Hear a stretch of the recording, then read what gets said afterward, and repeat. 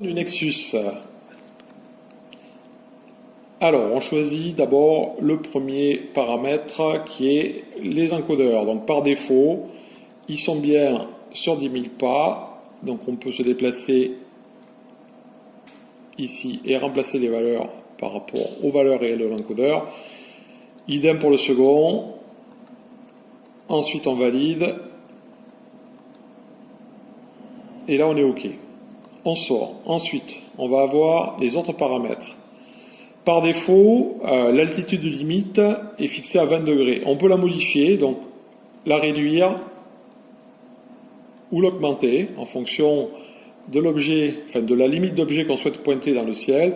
Il me semble que 15 degrés est une bonne valeur, ça permet de laisser une marge de sécurité. L'altitude limite par défaut de pointage sera 85 degrés. On le met à 90, les télescopes Skyvision peuvent monter jusqu'à 92 degrés. Enfin, un peu plus que donc que la moyenne. Donc il n'y a pas de problème par rapport à ça. Ça, on n'y touche pas. Les catalogues, par défaut, ils sont tous cochés. On laisse Play Sound pour quand on arrive en fin de pointage, le Nexus se met à sonner. Voilà, donc là, ce sont tous les catalogues qu'on peut sélectionner ou désélectionner à la demande. Donc on peut tous les passer. Ils sont par défaut tous sélectionnés. Donc on peut sortir du menu. Encore une fois, voilà. On va avoir donc les ports de communication, la partie USB, donc par défaut des Servo 4 9600 baux. Donc les paramètres sont ceux d'origine du Nexus prévu pour le Stellar 4. Le port série, idem, est préparamétré d'usine, donc ça on n'y touche pas.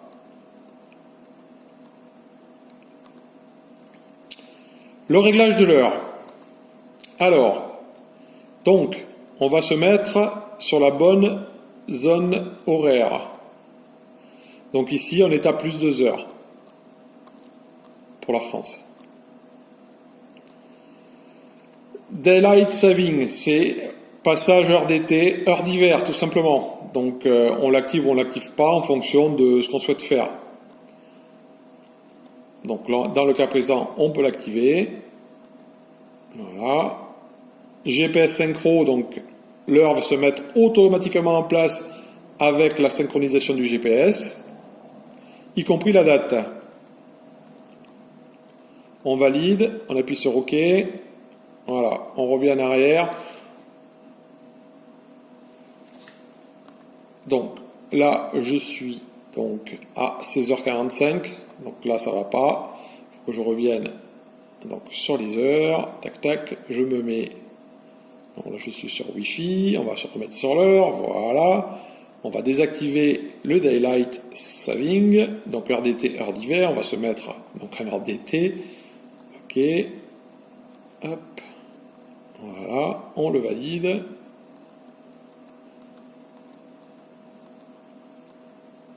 Et là, il est bien 15h45, donc sur l'affichage du Nexus. Le Wi-Fi, donc on est bien en point d'accès, on peut se mettre en infrastructure, mais c'est très particulier, c'est pour des utilisations bien spécifiques de logiciels propriétaires. Donc nous, pour l'utilisation avec une tablette, on va se mettre en point d'accès. Le DHCP, toujours en disable. Le nom du point de connexion, c'est Nexus DSC, mais on peut rentrer celui qu'on veut. Mot de passe, on n'en met pas. Les adresses IP, elles sont par défaut, donc on n'y touche pas non plus. On peut modifier donc toutes les adresses. Le canal Wi-Fi, donc ça c'est pareil, on le laisse sur 3, mais on peut le changer si on a plusieurs appareils qui sont sur la même adresse, sur le même canal Wi-Fi. Ça évite les perturbations. Le protocole, c'est du LX200. Le port, c'est 4060. On peut le remplacer aussi à la demande. Et le réglage, c'est pour régler donc l'affichage, augmenter ou diminuer la lumière. Ça, on le règle comme on veut. Le temps d'affichage, on peut définir un temps de mise en veille. Donc, par défaut, je le laisse sur 10 minutes. Pour revenir sur le temps de mise en veille, on appuie sur OK, ça ressort tout seul. Voilà, on peut mettre une mise en veille longue. Ça, je ne conseille pas de l'utiliser parce que ça peut générer un plantage du Nexus selon la tablette qu'on utilise ou l'ordinateur qui le pilote. Ça, c'est la même chose, c'est pour régler le niveau d'affichage, d'éclairage du clavier. La précision, je la mets toujours au maximum, ça permet d'avoir une bonne notion du suivi du Stellar 4. Et on valide. Escape, Escape. Et on se retrouve donc avec notre Nexus paramétré. Alors, donc rien de plus par rapport au réglage de l'heure et des paramètres de base. Ensuite, il suffit d'aller dans la notice qui est relativement claire et de modifier les informations à la demande par rapport à ce qu'on veut faire avec les utilities. Ça permet de mettre à jour le catalogue. Donc là, à partir de la carte SD, donc il faut mettre les nouveaux catalogues sur la carte SD et faire le téléchargement à partir de là. Les tests, c'est pour vérifier les encodeurs, vérifier le Wi-Fi, les ports de communication. Donc là, tout ça, c'est fait chez nous, donc il n'y a pas de souci. Et là, on est dans le reste des paramètres, les identifications, la recherche d'objets spécifiques et l'alignement. Donc, conformément à la notice. Voilà pour le Nexus.